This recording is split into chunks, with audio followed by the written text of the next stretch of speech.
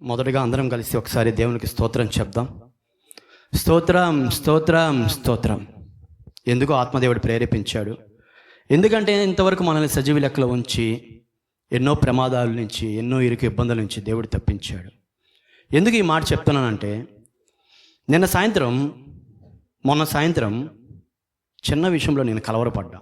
ఎలా అంటే, యాక్సిస్ బ్యాంకులో పనిచేసే ఒక అబ్బాయి యవ్వనస్తుడు నెల్లూరులో పనిచేస్తూ ఒంగోలుకు ట్రాన్స్ఫర్ అయ్యి వెళ్ళాడు. మొన్న ఈవినింగ్ హఠాత్తుగా మరణించాడు. అతను అన్యుడు, హఠాత్తుగా మరణించాడు. Road accident. అయితే ఇప్పుడు మన స్తోత్రం ఎందుకు చెల్లించామంటే, ఇంత గొప్ప కృపను మనకు అనుగ్రహించి సజీవులకు దేవుడు ఉంచినందుకు సర్వశక్తి గల యేసయ్య నామముకే మహిమ ఘనత కలుగును కాక. ఎంతోమంది ఈ దినము ఈ క్షణము లేరు మన మధ్య. అయితే దేవుడు తన కృపలో భద్రపరిచాడు. ఆయన కృపలో మనల్ని కాపాడుతున్నాడు. దాన్ని బట్టి ఆయనకి ఎప్పుడు కూడా మనము రుణపడి ఉండాలి. అయితే ఈరోజు దేవుడు మనతో మాట్లాడుతున్నాడు, సంఘంతో మాట్లాడుతున్నాడు. మనం ఈరోజు చూడబోతున్న సబ్జెక్ట్ ఎన్నో మార్లు ఎన్నో రకాలుగా మనము వినున్నాం. మరలా దేవుడు మనతో మాట్లాడుతున్నాడు. సిద్ధపడి ఉండు. మనకు తెలుసు రేపు ఆరాధన కొరకు మనం సిద్ధపడడానికి వచ్చాం. అదే రీతిగా వ్యక్తిగతంగా సిద్ధపడడానికి మనం వచ్చాం. వ్యక్తిగతంగా అంటే ప్రభు రాకడ ఉందని, లేదా ఒకానొక సమయంలో మరణిస్తామని మనకి బాగా తెలుసు. అయితే మనం ఎంతవరకు సిద్ధపడి ఉన్నాం మన ఆత్మీయ జీవితంలో అనేది ఈరోజు సంఘంతో దేవుడు మరలా మాట్లాడుతున్నాడు. అందులో ఈరోజు దేవుడు మన కొరకు సిద్ధపరిచిన వాక్య భాగ్యాన్ని చూసుకుందాం. మత్తయి సువార్త కలుద్దాం రండి. మత్తయి సువార్త 24వ అధ్యాయం. మత్తయి సువార్త 24వ అధ్యాయం 36వ వచనం. అయితే ఆ దినమును గూర్చియు ఆ గడియను గూర్చియు తండ్రి మాత్రమే ఎరుగును గాని ఏ మనుష్యుడైనను పరలోకమందలి దూతలైనను కుమారుడైనను ఎరుగరు. ప్రభుకి మహిమ కలుగును గాక. గమనించండి, దేవుడు ఈరోజు సంఘంతో మరలా మాట్లాడి సిద్ధపరుస్తున్నాడు. మనం చదువుకున్న వాక్య భాగంలో, అయితే ఆ దినమును గూర్చియు ఆ గడియను గూర్చియు తండ్రి మాత్రమే కాని ఏ మనుష్యుడైనను పరలోకమందలి దూతలైనను కుమారుడైనను ఎరుగురు. ఏ గడియ, ఏ సమయం మనందరికి బాగా తెలిసిన సబ్జెక్ట్. ప్రభు రాకడ సమయం. ఆ రాకడ ఒకటి ఉందని, సంఘం ఎత్తబడుతుందని, ఈ సమస్త భూప్రపంచం మొత్తం నాశనం అయిపోతుందని మనకి బాగా తెలుసు. ఒక క్రైస్తవుడు అన్న ప్రతి వ్యక్తికి విశ్వసించే మొదటి మాట ఏంది అంటే, ప్రభు రాకడ మరలా ఉంది, ప్రభు రెండో రాకడగా ఉంది. అందుకోసమే సంఘంతో దేవుడు పదే మాట్లాడుతున్నాడు. సిద్ధపడు సంఘమా, నీవు సిద్ధపడు. ఎందుకంటే నేను త్వరగా రాబోచున్నాను, సంఘము ఎత్తబడుచున్నది, మీరు అందు నిమిత్తము సిద్ధపడాలి అని దేవుడు ఈరోజు మనతో మాట్లాడుతున్నాడు. రేపటి ఆరాధన కొరకే కాదండి, మన వ్యక్తిగతంగా ఎప్పుడు కూడా మనం సిద్ధపడే ఉండాలి. ఎన్నోసార్లు తెలుసు మనం ప్రార్థన చేస్తుంటాం, ఒకవేళ ప్రభు ఈరోజు రాత్రే వస్తే మనం ఎత్తబడమా అనే విమర్శ మనం ఎప్పుడు కూడా కలిగి ఉండాలి. ఆత్మల గ్రహింపు కలిగి ఉండాలి. నేటి క్రైస్తవం చెప్పుకున్న వాళ్ళు అనేకులు ఉన్నారు. వాళ్ళందరూ ఈరోజు ఈ రాకడ విషయం మర్చిపోయి ఇష్టానుసారంగా జీవిస్తున్నారు. లోకంలో ఉన్న వ్యక్తుల కంటే కూడా పాపము చేస్తూ, పాపంతో సహవాసం చేస్తూ, పాపంతో ఆడుకుంటూ, పాపంతో కలిసిమెలిసి భోజనము చేస్తూ అలా నిలిచిపోయారు. పాపం అంటే ఆజ్ఞ అతిక్రమం. మనకు దేవుడిచ్చిన ఆజ్ఞని మనం ఎప్పుడైతే మీరుతామో అప్పుడే పాపం చేసిన వారము.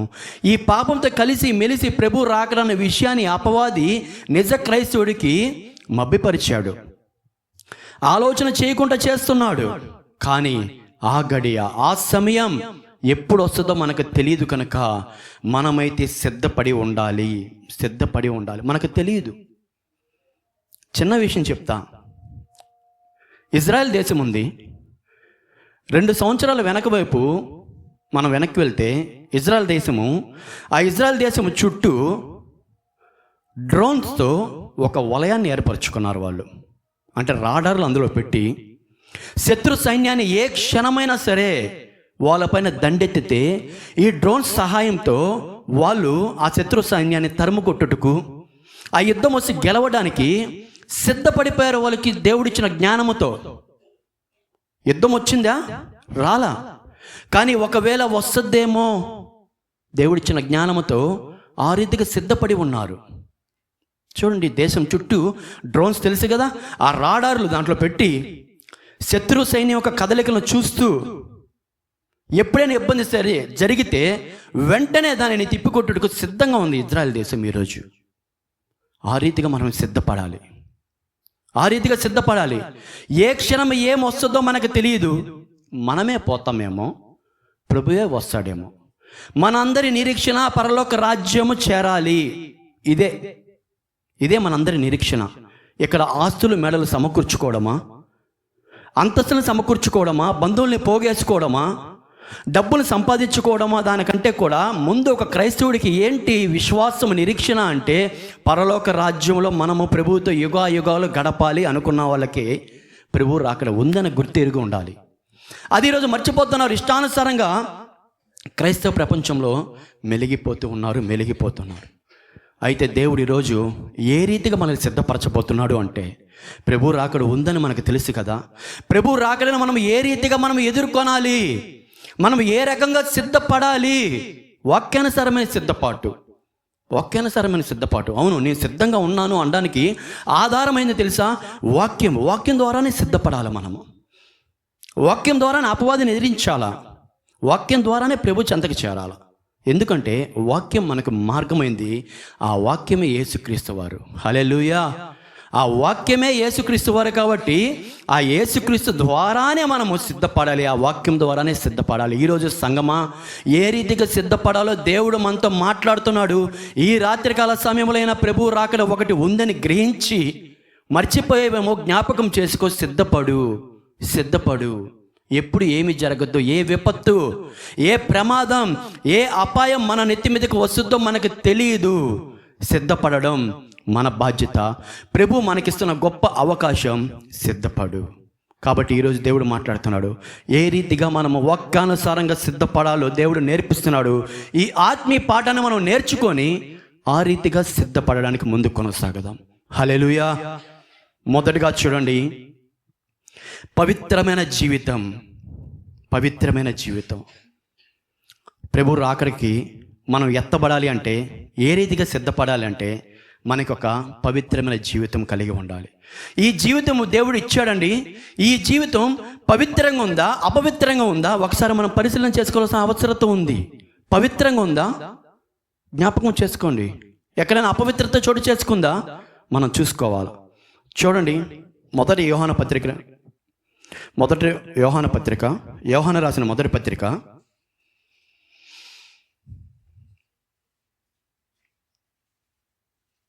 యోహాను రాసిన మొదటి పత్రిక 3వ అధ్యాయం 3వ వచనం. ఆయన యందు ఈ నిరీక్షణ పెట్టుకొనిన ప్రతి వాడును ఆయన పవిత్రుడై ఉన్నట్టుగా తన్ను పవిత్రునిగా చేసుకొనుము. హల్లెలూయా. చాలమ్మా. ఆయన యందు ఈ నిరీక్షణ. ఏ నిరీక్షణ? ఇప్పుడే చెప్పాను. ఆయన యందు ఈ నిరీక్షణ. ఏ నిరీక్షణ? పరలోక రాజ్యాన్ని మనం చేరాలన్న నిరీక్షణ ఆయన యందు మనము కలిగి ఉన్నాము. ఆ నిరీక్షణ పెట్టుకొనిన ప్రతి వాడును, ఆ నిరీక్షణ పెట్టుకున్న ప్రతి వాడును ఆయన పవిత్రుడై ఉన్నట్లుగా. హల్లెలూయా. మన దేవుడు, మనం ఆరాధించే దేవుడు పవిత్రుడు. ఆయన పవిత్రుడు ఉన్న ప్రకారము తన్ను కూడా పవిత్రము చేసుకోనాలి. ఆ రీతిగా సిద్ధపడాలి. ఆ రీతిగా మనము సిద్ధపడాలి. మనకి పవిత్రత లేదేమో ఈ క్షణం వరకు. మన శరీరము, మన ఆత్మ అపవిత్రపరచబడిందేమో. కానీ ప్రభు రాకడ సమీపించింది కనుక మనం ఈరోజు ఈ అపవిత్రమైన శరీరము లేదా ఆత్మను పవిత్రపరచుకోవాలి. ఆ రీతిగా సిద్ధపడాలి అని దేవుడు మనతో మాట్లాడుతున్నాడు. హల్లెలూయా. పవిత్రత ఎక్కడొస్తుందండి? మన చూపుల్లో, మన నడవడికలో, మన క్రియల్లో. అర్థమవుతుందా? అన్నిట్లో, మన ప్రవర్తనలో, సమస్తము పవిత్రత కలిగి ఉండాలి. సమస్తము పవిత్రత కలిగి ఉండాలి. చక్కగా ఎఫెసీ పత్రికలో రాయబడ్డాయి ఈ మాటలన్నీ. ఎలాగా మనం పవిత్రతని సంతరించుకోవాలి అంటే స్వతంత్రించుకోవాలి, ఈ పవిత్రతని మనం ఎలా కాపాడుకోవాలి, వేటి నుంచి మనం అపవిత్రత నుంచి దూరంగా వెళ్ళి పవిత్రతంగా మనం ఉండాలి అంటే పవిత్రపరచబడిన తర్వాతే యేసయ్యని ఎదుర్కొనగలగాలి. అర్థమవుతుందా? మనము దేవుని ఎదుర్కొనాలి అంటే ముందుగా మనలో పవిత్రత ఉండాలి. ఎందుకంటే ఆయన పవిత్రుడై ఉన్నాడు. ఆయన పవిత్రుడై ఉన్నాడు. చెడ్డెల్లి మంచిలో కలవదు, మంచిల్లి చెడ్డలో కలవదు. అర్థమవుతుందా? చెడ్డెల్లి మంచులో కలవదు, మంచిల్లి చెడ్డలో కలవదు. అవి రెండు వేరువేరుగా ఉంటాయి, వేరువేరుగా ఉంటాయి. మనలో చెడ్డ లక్షణాలు అపవిత్రంగా మారిపోయి పవిత్రమైన యేసయ్యను నువ్వు కౌగిలించుకుంటాను, ఆలింగనం చేసుకుంటానంటే అది కుదరదు, ఆయన కూడా ఒప్పుకోడు. బట్ మనము ఇక్కడే సరి చేసుకోవాలి. ఈ రాత్రికాల సమయంలోనే మనం సరి చేసుకోవాలి, పవిత్రపరచబడాలి, మనం సిద్ధపడాలి. ఆయన రాకడ ఉందని మనం సిద్ధపడాలి. లేదా మన పోకడ ఉందని మనం ఈరోజే పవిత్రమైన జీవితం బతకాలి. పవిత్రమైన జీవితం అంటే ఈరోజు లోకంలో చూడండి, అంతా మాలిన్యం, అంతా అపవిత్రత, అశ్లీలత. గమనిస్తున్నారా? మనం చూసే యూట్యూబ్ షార్ట్స్ అయినా సరే వల్గర్ లాంగ్వేజ్, వినకూడని బూతులు, అశ్లీలమైన మాటలు. ఎక్కడొస్తుంది పవిత్రత? అయినా సరే చుట్టూ లోకం అపవిత్రంగా ఉన్నా సరే మనం పవిత్రంగా ఉండాలని చెప్పి వాక్యానుసారమైన జీవితం జరిగించినప్పుడు, మనం నడుస్తున్నప్పుడు ఆ పవిత్రత వస్తుంది. పవిత్రత వచ్చినప్పుడు ఖచ్చితంగా దేవుని ఎదుర్కొంటాం, కనుగొంటాం.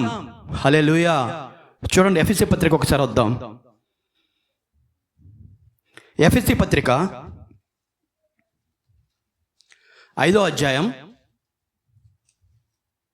ఎఫెసీ 5, 3, 4, 5 వచనాలు చూద్దాం. మీలో జారత్వమే గాని, బాగా గమనించండి, మీలో జారత్వమే గాని ఏ విధమైన అపవిత్రతయే గాని లోభత్వమే గాని వీటి పేరైనను ఎత్తకూడదు. ఇదే పరిశుద్ధులకు తగినది. ఇది పరిశుద్ధులకు తగినది. హల్లెలూయా. మనం పవిత్రంగా ఉండాలి అంటే మొదటగా చెప్తున్నాడు చూడండి, మీలో జారత్వమే కానీ ఏ విధమైన అపవిత్రమే కానీ లోభత్వమే కానీ వీటి పేరైనను మనం ఎత్తకూడదంట. ఎత్తుతున్నామా, ఆచరిస్తున్నామా? మనం అర్థం చేసుకోవాలి. అసలు మాట్లాడకూడదు అని అంటేనే, వాటి పేరు మనతో నోటితో పలకూడదు అంటేనే, క్రైస్తవులు మనవడైన వారు, దేవుని పేరు చెప్పుకున్న వారు, నేను క్రీస్తు బిడ్డను అనిన వారు ఈరోజు దాంట్లోనే సుఖజీవనం గడుపుతున్నారు. ఎక్కడి నుంచి వస్తుంది పవిత్రత? క్వశ్చన్ మార్క్ చేసుకోండి. ఎక్కడి నుంచి వస్తుంది పవిత్రత? తర్వాత 4వ వచనం, కృతజ్ఞతా వచనమే మీరు ఉచ్చరింపవలెను గాని మీరు బూతులైనను పోకిరి మాటలైనను సరసోక్తులైనను ఉచ్చరింపకూడదు. ఇవి మీకు తగవు. కొట్టేసాడు ఒక మాటతో. ఇవి మీకు తగవు. బూతులు, సరసోక్తులు, పోకిరి మాటలు, ఇవన్నీ అపవిత్రకు సంబంధించినవి. ఇవన్నీ మాట్లాడుతూ నేను పవిత్రాలుగా ఉన్నాను, పవిత్రుడిగా ఉన్నాను అనడం వృధా. అవి మాట్లాడకూడదు, అవి తగవంట. ముందేమన్నాడు? అసలు ఎత్తకూడదు. ఇవి అసలు తగవు మనకి. ఇవన్నీ మాట్లాడుతుంటే ఎక్కడ వస్తుంది మనకి పవిత్రత? మన నోట్లో ఏం పలకాలంట? కృతజ్ఞతా వచనమే పలకాల. ఎదురుగన్న వ్యక్తిని మనం దీవించి ఆశీర్వదించాలి యేసునామములో. దేవుడు మన జీవితంలో చేసిన ప్రతి మేలను, ప్రతి లాభమును తలంచుకుంటూ ఆయన చూపిన కృపను బట్టు కృతజ్ఞతాస్తుతులు చెల్లించడమే మన నోటి వెంట రావాలి. బూతు మాటలు, పోకిరి మాటలు, సరసోక్తమైన మాటలు, కల్పన కథలు, కట్టు కథలు, నాటకాలు, డ్రామాలు మొత్తం నోటితో మాట్లాడేసేది అబద్ధాలు. నేను పవిత్రుణ్ణి, పవిత్రురాల్ని. ఎలా వస్తుంది పవిత్రత? ఎలా వస్తుంది? నువ్వు ఎలా సిద్ధపడుతున్నావు? నేను సిద్ధపడిపోయాను. పాస్టర్ గారు అడుగుతారు, ఈరోజు ప్రభు వస్తే అంటే అందరం చేతులు ఎత్తుతాం, అందరి చేతులు ఎత్తేస్తాం. పోయేది పొంద ఆయనకి తెలియదు కదా చచ్చిపోయిన తర్వాత. డ్రామాలు, నాటకాలు వద్దు. నిజ జీవితంలో నిజమైన యథార్థ జీవితంలో మనం రావాలి. నాటకాలు చేసుకుంటూ పోతూ ఉంటే వేషధారులు అన్నాడు దేవుడు వాళ్ళందరినీ. అలా మనకు వద్దండి. అలా చేసుకునే వాళ్ళు చాలామంది ఉన్నారు. బూతు మాటలు, సరసక్తులు, పోకిరి మాటలు మన నోటి వెంట అవి మనకి తగవు అంటున్నాడు ప్రభు. వద్దు, అవి ఉంటే మీకు పవిత్రత రాదు, అపవిత్రంగానే జీవిస్తారు.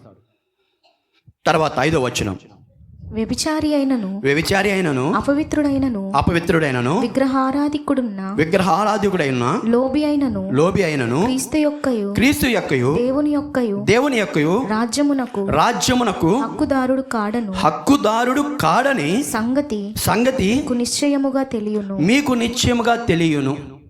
మనకి నిశ్చయముగా తెలియను సార్. తెలుసు కాబట్టి కదా ప్రభు ఈ మాట అంటున్నాడు. దేవుని రాజ్యానికి వీళ్ళందరూ హక్కుదారులు కారు. కానీ మనం పాడే పాట, నా యేసు రాజ్యం అందమైన రాజ్యం, అందులో నేను నివసింతును. ఉంటావమ్మా? ఉంటావయ్యా రాజ్యంలో? పాట కాదు, క్రియ. పాట పాడద్దని చెప్పట్లేదు, దేవుని మహిమపరచద్దని చెప్పట్లేదు. బట్ వాక్యానుసారమైన జీవితం నడిస్తే, అనుసరిస్తే దేవుడు ఈరోజు సంతోషపడతాడు. ఇవన్నీ పెట్టుకొని మనము నేను పవిత్రుడుగా ఉన్నాను అంటే ఎలా? పవిత్రాలైన కన్యక గర్భముని పరిశుద్ధాత్మతో దేవుడు ప్రవేశించాడు. ఎంత పవిత్రాలు మరియా, అర్థమవుతుందా? అంత పవిత్రాలు, దయాప్రాప్తురాల, నీకు శుభమని చెప్పింది దూతొచ్చి. ఆ పవిత్రత ఈరోజు మనకుందా? ఎక్కడి నుంచి వస్తుంది? ఏం చేద్దాం బ్రదర్? లోకమంతా అలానే ఉంది. లోకముకి ఎదురియత్త క్రైస్తవం. హల్లెలూయా. లోకమంతా అలా ఉంటే లోకములతో పాటు వెళ్ళిపోతే నువ్వు కూడా లోకంలోకి వెళ్ళిపోతావు. చివరికి వాళ్ళు ఎక్కడికి పోతారో అక్కడికి వెళ్ళిపోతాం మనం కూడా. లోకంకి ఎదురెత్తి ఏదాలి. నీటికి ఎదురేయడం చేపకు భలే ఇంట్రెస్ట్ సాధిస్తుంది. ఇటీవల మనం షార్ట్స్ కూడా చూస్తుంటాం. ఎగిరి ఎగిరి ఎగిరి ఎగిరి నీటికి ఎదురెత్తి వెళ్ళి తను అనుకున్న లక్ష్యాన్ని చేతిస్తుంది. చుట్టూ బూతు మాటలు మాట్లాడుతుంది. మాట్లాడుకుంటే ఎలా ఉంటాను? మాట్లాడబాకు. వచ్చేస్తుంది, కోపం వచ్చేస్తుంది. కోపపడి కానీ పాపం చేయకూడని వాక్యం సెలవిస్తుంది. వచ్చేస్తుంది, తట్టుకో, కంట్రోల్ చేసుకో. నేను పవిత్రుడుగా ఉండాలి, ఈ రీతిగా నేను సిద్ధపడితే ప్రభు రాజ్యానికి నేను హక్కుదారుడిని. ఈ ఆధార్ కార్డులు, రేషన్ కార్డులు, ఏమండి, ఈ కార్డులన్నీ మనకి ఎక్కడి వరకే. శాశ్వత హక్కుదారైన కార్డు, పరలోకం ఎంట్రీ రావాలి అంటే పవిత్రంగా జీవించాలి. ఈరోజు సిద్ధపడి ఉండాలి. పవిత్రమైన జీవితం మనకి అవసరం. ప్రభు రాకడ కొరకు లేదా నీ పోకడ కొరకు సంగమా సిద్ధపడు. ఈ రాత్రికాల సమయంలో పవిత్రంగా సిద్ధపడు. నీ శరీరమును, నీ ఆత్మను, నీ క్రియలను, నీ చూపులను, సమస్తమును సిద్ధపరచుకో. పవిత్రంగా సిద్ధపరచు. వ్యభిచారము చేస్తేనే పాపం అనే పాత నిబంధన. అంతే. కొత్త నిబంధన యేసయ్య మోహపు చూపు చూస్తేనే పాపం అనేసాడు. మోహపు చూపు చూస్తేనే పాపం. మోహపు చూపు చూసావా? పోయింది నీలో పవిత్రత. అపవిత్రంగా అయిపోయావు. మళ్ళీ ప్రభు దగ్గర పాప క్షమాపణ పొందుకోవాలా? ఆ బలహీనతను విడిచిపెట్టగలగాల. పదే చేస్తుంటే చేతులు ముడి చేసుకుంటాడు ఆయన, ఇంకా క్షమించాడు. హల్లెలూయా. కాబట్టి ఈరోజు దేవుడు సంఘంతో మాట్లాడుతున్నాడు. పవిత్రమైన జీవితం నువ్వు బ్రతికితే, ఆ రీతిగా సిద్ధపడితే, ప్రభు రాకడి ఉందని నువ్వు గుర్తుపెట్టుకున్న నీకు ఎత్తబడుటకు, ఆయన రాజ్యానికి హక్కుదారుడు అవుటకు ఈరోజు దేవుడు నీకు ఎంట్రీ ఓపెన్ చేస్తున్నాడు. ఆమేన్. పరలోక రాజ్యంలో నీ పేరు, నీ స్థలము సిద్ధపడి ఉన్నాయి. ఇక్కడ మన గవర్నమెంట్ వాళ్ళు ఇవ్వలేదేమో, బాధపడకండి. అక్కడైతే మనకి స్థలాలు సిద్ధపరచబడిపోయి ఉన్నాయి. హ్యాపీగా అందులో ఉండొచ్చు. ఎవరు నెట్టరు, కరెంటు బిల్లు కట్టమనరు, బాడీ కట్టమనరు. యుగాలు మనము ఆయనతో కూడా ఆనందకరంగా ఉండొచ్చు. మాటలు విని వదలడము కాదు, ఆచరించు. పవిత్రమైన జీవితం నేను కొనసాగించాలని ఈరోజు తీర్మానం తీసుకో. హల్లెలూయా. మొదటగా చూసాం, దేవునికి కొరకు మనము ఆయన రాకడ కొరకు సిద్ధపడాలి అంటే మొదటిగా మనలో ఉండాల్సింది పవిత్రమైన జీవితం. రెండోదిగా చూద్దాం, విశ్వాసతో కూడిన జీవితం. విశ్వాసంతో కూడిన జీవితంతో సిద్ధపడాలి. విశ్వాసం అనేది ప్రతి క్రైస్తవుడికి అవసరం. విశ్వాసం లేని ఏ క్రైస్తవుడు అని చెప్పుకుంటే అతను క్రైస్తవుడు కాడు అని దేవుడు సెలవిచ్చున్నాడు. కాబట్టి చూడండి, హెబ్రీయులకు రాసిన పత్రిక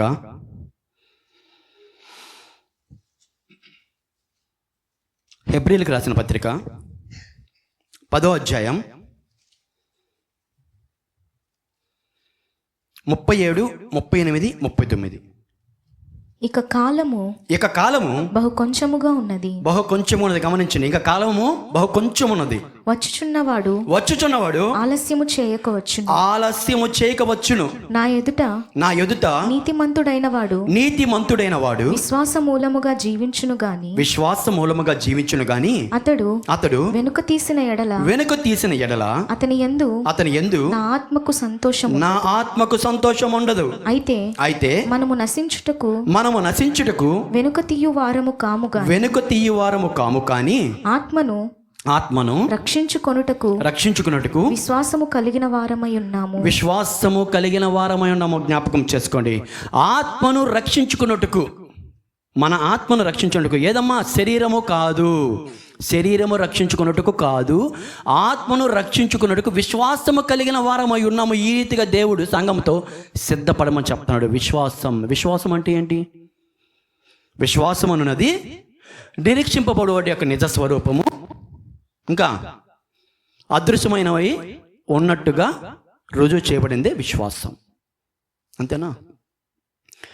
నిరీక్షింపబడే వాటి యొక్క నిజ స్వరూపం, మన నిరీక్షణ, మన ఆశ ప్రభుత్వం ఉండాలనేదే.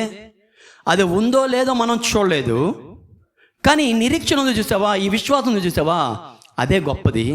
ప్రభువు లాకల్లో ఎత్తబడుటకు మరొక స్టెప్పు, మరొక మెట్టు ఈ విశ్వాసం ఉపయోగపడద్ది నీకు. హల్లెలూయా! ఈ విశ్వాసమే ఉపయోగపడుతుంది. ఈ మాదిరిగానే మన ముందున్న పితరులందరూ గొప్ప సాక్ష్యం పొందారు. ఈ విశ్వాసంతోనే గొప్ప సాక్ష్యం పొందారు. అబ్రహాము విశ్వాసంతో సాక్ష్యం పొందాడు. నోవాహు విశ్వాసం సాక్ష్యం పొందాడు. ఏమండి? నోవాహు అయితే ఉంది, అబ్రహాము అయితే ఉంది, ఎనీథింగ్ ఎవరైనా సరే విశ్వాసం. ఆఖరికి యోబు గారు, అనేక భక్తులు ఈ విశ్వాసం మూలముగానే ప్రభు సన్నిధికి చేరారు. ఈరోజు సిద్ధపడుతున్నానని చెప్పిన నీకు రెండో అంశము విశ్వాసం. నీలో విశ్వాసము అల్ప విశ్వాసం పరిమాణం ఉంటుందని మనం అనేక మార్లు విన్నాం. ఆ విశ్వాసం పూర్తిగా ఉండాలి, దేవునిపైన ఆధారపడాలి, దేవునిపైన పూర్తిగా నమ్మకం ఉంచాలి. అందుకే అంటాడు కదా ఆయన, నమ్మిక మాత్రం ఉంచుము, భయపడుకో, నమ్మిక మాత్రం ఉంచు. నమ్మితే తీరానికి తీసుకెళ్తాడండి ఆయన. ఒకవేళ మనుషులు నమ్మితే తీరానికి తీసుకెళ్లరు, ఖచ్చితంగా వదిలేస్తారు. తల్లి తండ్రి కావచ్చు, బంధుమిత్రులు కావచ్చు, స్నేహితులు కావచ్చు, ఎవరైనా. బట్ యేసయ్య విడవడు, ఎడబాయుడు. నువ్వు నమ్మితే మహిమ చూస్తావు. నువ్వు నమ్మిక ఉంచితే చాలు, మొత్తం ఆయన చూసుకుంటాడు. యేసయ్య నేను నమ్ముతున్నా, నీపైన విశ్వాసం ఉంచి ఉన్నా, ఒకానొక దినమున ఈ శరీరం నశించిపోవచ్చు, లేదా ఒకానొక సమయంలో నువ్వు రావచ్చు, నన్ను తీసుకెళ్తావని విశ్వాసం నీలో ఈరోజు ఉందా? ఆ రీతిగా నువ్వు సిద్ధపడుతున్నావా? ఊరికే సిద్ధపడుతున్నాను కాదు, నీలో ఎంత పరిమాణముల విశ్వాసం ఉంది. మనుషుల పైన పరిస్థితులను చూసి ఆధారపడిపోతున్నావా? పరిస్థితులపైన ఆధారపడుతున్నావా? నీకున్న శక్తి జ్ఞానం పైన ఆధారపడి ఉన్నావా? నీకున్న డబ్బు బలగం పైన ఆధారపడి ఉన్నావా?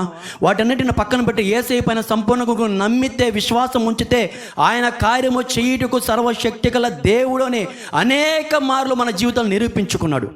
హల్లెలూయా! ఆ విశ్వాసం మనలో ఉండాలి. ఆ విశ్వాసం దేవుడు పరీక్షిస్తాడు, దేవుడు చూస్తాడు. ఆ విశ్వాసం నీకు రెండోదిగా ఉపయోగపడుతుంది. రెండోదిగా నువ్వు సిద్ధపడి ప్రార్థన చేస్తున్న, ప్రభువా నాలో విశ్వాసము తక్కువ ఉందేమో పెంచు. అల్ప విశ్వాసంతో నేను ఉన్నానేమో నీ పైన, దాన్ని పెంపొందించేదానికి విశ్వాసంకు కర్తయు దాన్ని కొనసాగించే యేసు వైపే మనము చూడాలి అని ఆయనే చెప్తున్నాడు. విశ్వాసము కర్తయు దాన్ని కొనసాగించే యేసు వైపు చూడాలి. ఎప్పుడైతే అల్ప విశ్వాసం వస్తుందో మనము సమాజంలోనో బయట లోకంలోనో ఏ రీతిగా అయిపోతామో మనకు బాగా తెలుసు. కాబట్టి నువ్వు సిద్ధపడి ఈ రాత్రి కాల సమయంలో దేవుణ్ణి ఎదుర్కోబోతున్న ఒక క్రైస్తవ బిడ్డ, దేవుని బిడ్డ గమనించు, నీలో విశ్వాసం ఉండాలి, నీలో విశ్వాసం ఉండాలి. విశ్వాసం ఉంచితేనే నువ్వు ఎత్తబడతావు. నీ శరీరం నశించిపోయినా నీ ఆత్మ పరలోక రాజ్యంలో ఉండాలి అంటే నీలో సంపూర్ణమైన విశ్వాసం, పరిపూర్ణమైన విశ్వాసం, దేవుని పైన నమ్మిక ఉంచాలి. ఆ రీతిగా సిద్ధపడదాం. విశ్వాసం కలిగిన జీవితం. మూడోదిగా చూద్దామండి. 2 అంశాలు చూసాము. మూడో అంశం, ప్రార్థనా జీవితంతో సిద్ధపడాలి. ప్రార్థన, ఇవన్నీ చూడండి క్రైస్తవ జీవితానికి చాలా అవసరమైనటువంటి మాటలు. పవిత్రమైన జీవితం కానీ, విశ్వాసమైన జీవితం కానీ, ఏమండి ప్రార్థనా జీవితం కానీ క్రైస్తవుడికి ఉండవలసిన లక్షణాలు, గొప్ప లక్షణాలు. ప్రార్థనా జీవితం ఎల్లవెల్లలా మనం కలిగి ఉండాలి. చూడండి లోకాసు వార్తకి రాశాడు. లోకాసు వార్తకి రండి. లోకాసు వార్త 21వ అధ్యాయం. లూకాసు వార్త 21వ అధ్యాయం 36వ వచనం. కాబట్టి మీరు జరగబో వీటి వెళ్లను తప్పించుకొని మనుష్య కుమారుని ఎదుట నిలవబడుటకు శక్తి గలవారగునట్లు ఎల్లప్పుడును ప్రార్థన చేయుచు మెలకువగా ఉండుడని చెప్పెను. దేవునికి మహిమ కలుగును గాక. కాబట్టి మీరు జరగబో వీటెల్లను తప్పించుకొని మనిషి కుమారుని ఎదుట నిలవబడుటకు వస్తున్నాడండి. మనిషి కుమారుడు చెప్పాం కదా. శక్తి గల వారు అగునట్లు ఎల్లప్పుడూ ప్రార్థన చేస్తే ఏమొస్తుందంట? శక్తి వస్తుంది. ఆ శక్తి యేసు ప్రభు ముందు నిలబడడానికి ఉపయోగపడుతుంది. ప్రార్థన చేస్తున్నాం, ఓకే. ప్రార్థన లేని జీవితం అంటూ ఎవరు ఉండరు, చేస్తారు ఖచ్చితంగా. దానిని ఇంకా ఇంకా ఇంకా గొప్ప సాధనంగా దాన్ని స్థానపడితే ఆయన రాకలలో వస్తే శక్తితో నింపబడి ఉంటాం. ఆయన తెలుసు కదండి, రాజులకు రాజుగా, చక్రవర్తులుగా, మెగారుడయ్యే ఆకాశంలో గొప్ప శబ్దముతో, సైన్య సమూహంతో, దూతల సమూహంతో వస్తున్నాడు. అటువంటి గొప్ప భాగ్యాన్ని చూసినప్పుడు ఆయన ఎదుట నిలబడాలంటే నువ్వు బలహీనంగా ఉంటే, శరీరం సంగతి నేను చెప్పట్లేదు, ఆత్మ సంగతి చెప్తున్నాను. ప్రార్థనతో ఆత్మ పొందుకున్న శక్తిని గురించి చెప్తున్నాను. ఆయన ఎదురుపడ్డప్పుడు నువ్వు బలహీనంగా ఉంటే కొట్టివేయబడతావు, నిలబడలేవు. అదే నీ ప్రార్థన దినదినం పెంచుకుంటే, ఆ ప్రార్థనలో శక్తి నువ్వు పొందుకుంటే, మనిషి కుమారుడు ఎదుటిగా నిలబడుటకు నీకు శక్తి ఉంటుంది. ఆ శక్తి ఉన్నప్పుడు ఆయనను చూచి నువ్వు సంతోషపడి రెప్పపాట్లో నేను తీసుకెళ్ళిపోతాడు. హల్లెలూయా. ఈ నిరీక్షణ మనలో ఉండాలి. ఈ ప్రార్థనా జీవితం మనలో ఉండాలి. ఈ ప్రార్థనా జీవితం మూడో విధంగా మనకు మూడో మెట్టుగా దేవుని దగ్గరికి వెళ్ళటానికి మూడో మెట్టుగా ఉపయోగపడుతుంది ప్రార్థనా జీవితం. ప్రార్థన చేయి, సమస్తము దేవుని చేతులకు అప్పగించేసి. ఆయనకు అసాధ్యం అంటే ఏది లేదు, సమస్తము ఆయనకు సాధ్యం. అన్నిటి వాటిపైన ఆయన అధికారం కలిగి ఉన్నాడు అని మనకు బాగా తెలుసు. కాబట్టి సమస్తమైన హస్తాలకు అప్పగించేసి ప్రార్థనా పూర్వకంగా, దాంతోపాటు నీకు బెనిఫిట్ కూడా వస్తుందండి. దేవుడి దగ్గర నుంచి శక్తి నీవు పొందుకుంటావు, పరిశుద్ధాత్మ శక్తి నీవు పొందుకుంటావు. ఆ శక్తి పొందుకుంటే ఆయనను ఎదుర్కొనేటప్పటికి నువ్వు సిద్ధపడతావు. ఆయన ఎదుర్కొనేదానికి నేను ఉండాలి కదా ప్రభు, మా బ్రదర్ అంటారేమో. ఇక్కడ మరణించిన తర్వాత కళ్ళు తెరిచి ఆయన ఎదుర్కొంటావు నువ్వు. హల్లెలూయా. అది కూడా మనిషి కుమారుడు అంటే ప్రభువు. మనం మరణించాము, కళ్ళు తెరవగానే అక్కడ ఉండాలా. నువ్వు కళ్ళు తెరవగానే చీకటి కనపడిందంటే అయిపోయింది మన చరిత్ర. అక్కడికి చీకటి కనపడిందంటే అయిపోయింది. గొప్ప వెలుగు నీ కళ్ళకి కనపడిందంటే ఇంకా ఆయన దగ్గరికి వస్తాడు, వచ్చి ఆహ్వానించి రా, తీసుకెళ్తాడు. దానికోసం ఏం కావాలా? శక్తి కావాలా. ఆ శక్తి ఎక్కడి నుంచి వస్తుంది? ప్రార్థనలో వస్తుంది. ప్రార్థన పూర్వకంగా నువ్వు సిద్ధపడు. ఎప్పుడు సిద్ధపడి ఉండాలా. ఎప్పుడు సిద్ధపడి ఉండాలా. ఆ సిద్ధపాటు ఈరోజు నువ్వు కలిగి ఉన్నావా? కలిగి ఉంటే దేవునికి స్తోత్రం. ఆ రకంగా మూడో రకంగా మనము సిద్ధపడి ఈ రాత్రి కాల సమయంలో ప్రార్థనా శక్తితో మనము సిద్ధపడి ఉండాలి ప్రభు రాకడను ఎదుర్కొన్నదానికి. హల్లెలూయా. 3 అంశాలు దేవుడు క్లుప్తంగా మాట్లాడాడు మనకి. ప్రార్థనా జీవితంతో కూడా మనము సిద్ధపడి ఉండాలి. చివరిగా 4 చూసుకుందాం.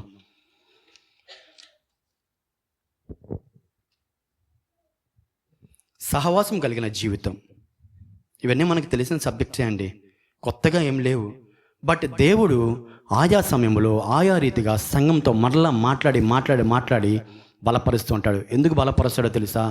నేటి దినాల క్రైస్తవం అలా ఉంది. బోధించే నాయకులు అంటే గుర్తొచ్చింది. మధ్యాహ్నము భోజనం చేస్తా కుటుంబంగా టీవీ పెట్టుకొని చూస్తే పిచ్చి పీక్ స్టేజ్కి వెళ్ళిపోయింది. సేవకుడు పాత నిబంధనలో ఇబ్బంది వస్తే గోని పట్ట కట్టుకొని నవ్వు వచ్చేసింది, మధ్యాహ్నం బూడిద పోసుకొని ప్రేయర్ చేసేవాళ్ళు. ఆ రీతిగా ఒక పెద్ద మినిస్ట్రీ ఉన్నట్టుంది. అదే సువార్త ఛానల్ పెట్టుకుని వింటూ ఉంటాం కదా, పాటలు వింటూ ఉంటే పెద్ద డయాస్ వేసుకొని గోని పట్ట చుట్టుకొని అందరి ముందే మోకాళ్ళు వేసి ఇరుపక్కల బూడిద పోయించుకుంటున్నాం ఆయన నెత్తి మీద. ఏందో నాకు అర్థం కాల. మరి ఈ ప్రార్థన జీవితం నేను శక్తి ఎందుకు ఇస్తుందని చెప్తుంటే, ప్రార్థన చేయడం తప్పు కాదు. పాత నిబంధనలు ఆచరించమని దేవుడు చెప్పట్లా. మనం కొత్త నిబంధనలకు వచ్చేసాం. అంత అవసరంలే. మోకరిల్లి దేవుని దగ్గర ప్రార్థన చేసే చాలు. నువ్వు గోని పట్ట కట్టుకొని బూడిద వేసుకొని ఉపవాసాలు ఉంటూ ఏమి తినక ఏమి తాక్క మళ్ళీ ఉండే పశువుల్ని కుక్కల్ని కూడా ఉపవాసం పెట్టి ఆ రకంగా చేయమని చెప్పలా. అదే అంటున్నా, బోధించే బోధకులు పిచ్చి పీక్ స్టేజ్కి వెళ్ళిపోతూ ఉంది. ఏం చెప్తున్నారో తెలియదు, ఏం చేస్తున్నారో కూడా తెలియదు. కాబట్టి దేవుడు సంఘంతో ఈ రీతిగా మాట్లాడుతూ ఉంటాడు, ప్రతిసారి బలపరుస్తూ ఉంటాడు. సిద్ధపడండి, నేను రాబోతున్నాను. లేదా మీ ఆయుష్ పరిమాణము చాలా తక్కువైపోయింది. ఈరోజు మనిషి యొక్క పరిమాణము 60 సంవత్సరాలు లేదా మహా అయితే 70 సంవత్సరాలు. ఎవరైనా చనిపోతే మనం అడుగుతాం ఎంత వయసు అంటే 70 ఏళ్ళు అండి. అబ్బా 70 ఏళ్ళు చాలే అని మనమే అంటున్నాం, మనమే సాక్షి ఇస్తున్నాం. 70 ఏళ్ళు బతికితే చాలేనని. 80 అంటే అమ్మో గొప్ప గ్రేట్. ఇంకా 110, 115 బతుకున్నారు లేని ముసలోళ్ళు. ఇంకా పళ్ళు లేదు, ఎంటికలు కూడా నెరవలేదు, మనంతా కలర్ వేసేసుకుంటున్నాం, అది వేరే విషయం. చూడండి, ఎందుకనంటే మనిషి ఆయుష్ పరిమాణము 60 సంవత్సరాలకి పరిమితం కాబడింది. చిన్న బిడ్డలు, చిన్నారి బిడ్డలు చచ్చిపోతున్నారు. చెప్పాను కదా ఇందాకే. అలాగా సంఘంతో మాట్లాడి బలపరుస్తూ ఉంటాడు. అయితే 4వది చూడండి, సహవాసము కలిగిన జీవితం మనము కలిగి ఉన్నప్పుడు ప్రభు రాకడను మనము ఎదుర్కొనడానికి సిద్ధపడతాం. సహవాసము. ఏ సహవాసం అమ్మా? ఏ సహవాసం? సంఘంతో సహవాసం, లోకస్తులతో సహవాసం కాదు, చెడు దారిని అనుసరించే వాళ్ళతో సహవాసం కాదు, సినిమాలు శిఖాలు చూసే వాళ్ళతో సహవాసం కాదు. సంఘంతో సహవాసం కలిగి ఎప్పుడు అంటుకట్టబడి ఉంటే ఆయన రాకలలో ఎత్తబడతాం. సంఘమే లేకుంటే, వధువే లేకపోతే నువ్వు దాంట్లో ఎక్కడ పోయి ఉంటావు? ఆయన పెళ్లి కుమారుడు వల్ల వస్తున్నాడు. వధువు సంఘము, నువ్వు సంఘానికే రాకపోతే, సంఘంతో అంటుకట్టుబడి ఉండకపోతే చూద్దాం. హెబ్రీ పత్రికకి రండి. హెబ్రీకి రాసిన పత్రిక 10వ అధ్యాయం 25వ వచనం. ఆ దినము సమీపించుట 25వ వచనమ్మా. కొందరు మానుకొనుచున్నట్టుగా సమాజముగా కూడుట మానక ఒకరినొకడు హెచ్చరించుచు ఆ దినము సమీపించుట మీరు చూచిన కొలది మరి ఎక్కువగా అలాగు చేయుచు ప్రేమ చూపుటకును, బాగా వినాలండి, ప్రేమ చూపుటకును, సత్కార్యములు చేయుటకును ఒకనినొకడు పురికొల్పవలెనని ఆలోచింతుము. కొందరు మానుకొనుచున్నట్లుగా దేవుడు చెప్పేశాడండి. సంఘంగా మానుకునేదానికి కొందరు సంఘంగా మానుకునేస్తున్నారని ఆయనే అన్నాడు. కొందరు మానుకొనుచుంటగా మీరు మాత్రం మానబాకండి అయ్యా, మీరు మాత్రం మానబాకండి. సంఘం ఎత్తబడాలంటే సంఘంలో మీరు అంటుకట్టి ఉండాలి. సమాజము కూడుట మానక ఒకరినొకరు హెచ్చరించుచు. వాక్యానుసారమైన హెచ్చరిక. హెచ్చరించడం అంటే బెదిరించడమో కొట్టడమో కాదు. హెచ్చరించాలి. వాక్యానుసారమైన తప్పుదావులో పోతుంటే హెచ్చరించాలి. సరైన దారిలో సరైన మార్గంలో నడువుటకు మనము హెచ్చరించాలి. తర్వాత మీరు చూచిన కొలది మరీ ఎక్కువగా అలాగ చేయొచ్చు. ఆ సమయం రాబోతుంది కాబట్టి ప్రేమ చూపుటకు, సత్కారములు చేయుటకు ఒకరినొకడు పురికొలపాలి. హల్లెలూయా. ఒకరినొకరిని పురికొలపాలి, రెచ్చగొట్టుకోవాలా. ఒకరినొకరు రెచ్చగొట్టుకొని కొట్టుకునే తట్టు నేటి సంఘాల్లో ఉందే కానీ ప్రేమ చూపుట్లోనూ సత్కార్యములు చేయట్లోనూ ఎక్కడికో లేదు. కానీ మనమైతే ప్రార్థన చేయాలి. మన సంఘము ప్రేమ చూపించే సంఘముగా, సత్కార్యములు చేసే సంఘముగా, ప్రజల పట్ల అంటే సంఘ సభ్యుల పట్ల ప్రేమ కలిగిన సంఘముగా ఉండే విధంగా దేవుడే సాక్ష్యం ఇవ్వునుగాక. ఆమేన్. ఆ రీతిగా మనం ప్రార్థన చేయాలి, ఆ రీతిగా మనం సిద్ధపడాలి. కొందరైతే మానుకుంటున్నారంట సంఘంగా కూడుకునే విషయంలో, కొందరు మానుకుంటున్నారు. మనమైతే అలా మానుకోకూడదు. సంఘంలో జరిగే ప్రతి పరిచర్యకి మన వంతుగా మనం రావాలి అంతే. ఇక్కడికి వస్తే ఆదరణ, ఇక్కడికి వస్తే మేలు, ఇక్కడికి వస్తే మేలు. అర్థం ఉందా? నువ్వు ఎన్ని బాధలే ఉండని, మీకు టైం ఉంది, ఇక్కడికి రావాలి అంతే. ఇక్కడికి రావడమే ఆశీర్వాదకరం అండి. ఇక్కడికి రావడం, అడుగు పెట్టడమే ఆశీర్వాదకరము. సంఘము కూడుకోవడము. వినండి వినకపోండి అది సెకండ్ సబ్జెక్టు. దేవుని ఎదుట నువ్వు కనబడుతున్నావు, దేవుని ఎదుట నువ్వు కనబడుతున్నావు. మానక సంఘంగా రావాలి అంతే. వచ్చినప్పుడు దేవుడు ఆశీర్వదిస్తాడు ఖచ్చితంగా. హాజరు పట్టి ఉంది, హాజరు పట్టి ఉంది, గుర్తుపెట్టుకోండి. ఆయన దగ్గర అన్ని లెక్కలు ఉన్నాయి. ఈ లెక్కలు ఇదిగో, ఈ లెక్క కూడా ఉంటుంది. హాజరు పట్టి ఉంది. అక్కడ హాజరు వేస్తూ ఉంటాడు. స్కూల్లో తెలుసు కదా, పొద్దునెట్టంటే మళ్ళీ గీత ఎట్టేస్తారు. ఆ రకంగా మనకు అవకాశం ప్రతిసారి మనము దేవుని చెంతకొచ్చి ఇక్కడ సమాధానమును, శాంతిని, నెమ్మదిని, భద్రతని, కాపుదలని ప్రార్థనాపూర్వకంగా మనం పొందుకుంటున్నాం ఉచితంగా దేవుని సన్నిధిలో. లోకంలో ఉంటే ఆ సమయం లోకంలో వెచ్చిస్తే కోపము, ద్వేషము, పగ, ప్రతీకారాలు, అసూయలు అన్నీ వచ్చేస్తాయి మన హృదయంలోకి. సో దేవుడు ఈరోజు మాట్లాడుతున్నాడు సిద్ధపడడానికి. 4వ అవకాశం ఇస్తున్నాడు. సంఘంగా కూడుకోండి. సంఘంగా కూడుకొని మీరు కానీ సత్కార్యములు, ప్రేమ చేర్చు ఆయన రాకలలో మీరు సిద్ధపడితే తీసుకొని వెళ్తాను. నేను ఖచ్చితంగా మిమ్మల్ని తీసుకొని వెళ్తాను. కాబట్టి దేవుడు ఈరోజు మాట్లాడుతున్నాడు. ఇంకా చాలా ఉన్నాయండి, సమయం లేదు. ఇంకా చాలా ఉన్నాయి. మత్తయి సువార్తలోనే మొదటి చదువుకున్న 24వ అధ్యాయంలోనే చాలా ఉన్నాయి. ఆయన చాలా ఉపమానం చెప్పున్నాడు ప్రభు మాటల్లో. ఎలా ఉంటుందంటే, వీడియోస్ కూడా చూసుంటాం మనము. ఆయన అన్నాడు, దాన్ని బట్టి వీడియో క్రియేట్ చేసి ఉండొచ్చు కాదన్నాం. పొలంలో 2 వ్యక్తులు పనిచేస్తూ ఉంటారు. ఒకరు ఆకస్మికంగా మాయమైపోతాడు, కొనిపోబడతాడు. 2 లేడీస్ కూర్చొని తిరగలాలు విసురుతూ ఉంటారు. ఒక ఆమె కొనిపోబడబడుతుంది, ఒక ఆమె అక్కడే కూర్చుంటుంది. కొనిపోబడుట బహుధన్యత, విడవబడుట బహుఘోరము, బహుఘోరము. 24వ అధ్యాయంలో చివరి వచనం కానీ చూసుకుంటే అక్కడ పళ్ళు కొరుకుటయు, ఏమండి, బాధపడుటయు, అరుపులు, వేదనలను రాయబడి ఉంటుంది. అదేందో మనకు అందరికీ బాగా తెలుసు, బాగా తెలుసు. నరకం, నరకం, నిత్య నరకాగ్ని, మంట, కళ్ళు కనబడిన అంధకారము, పళ్ళు కొరుక్కుంటూ, అరుచుకుంటూ, కేకలు వేసుకుంటూ. ఎందుకు ఆ బాధ? ఒకటి ఆలోచించండి. శరీరంతో ఉన్నప్పుడు ఇక్కడ బాధపడి, శరీరంతో ఉన్నప్పుడు ఇక్కడ బాధపడి, నిద్ర లేస్తే సమస్య. ఎవరికైనా లేదా సమస్య? అందరికీ సమస్యలే. డబ్బు ఈ లోకంతో డబ్బు ముడిపడిపోయింది. డబ్బు సమస్య, వ్యాధి సమస్య, కుటుంబ సమస్య, కలహాలు, గొడవలు, ద్వేషాలు, అసూయలు, పగలు, ప్రతీకారాలతో మన శరీరం ఎప్పుడు కృషించిపోతుంది ఈ భూమి మీద. చనిపోయిన తర్వాత కూడా విశ్రాంతి కావాలి కదా, విశ్రాంతి కావాలి కదా. మనం చనిపోయినప్పుడు కామన్గా ఫోటో పెట్టేస్తాం స్టేటస్లో, rest in peace, RIP RIP టిప్ టిప్ అని పెట్టేస్తాం. ఎక్కడుంటారు టిప్పా? ఎక్కడికంటే ఘోరంగా ఉంటుంది అక్కడ పరిస్థితి. ఇక్కడికంటే ఘోరంగా ఉంటుంది అక్కడ పరిస్థితి. ఇక్కడే వద్దు నాయన ఈ శరీరం, ఈ బాధలు వద్దనుకుంటుంటే అక్కడికి పోతామా?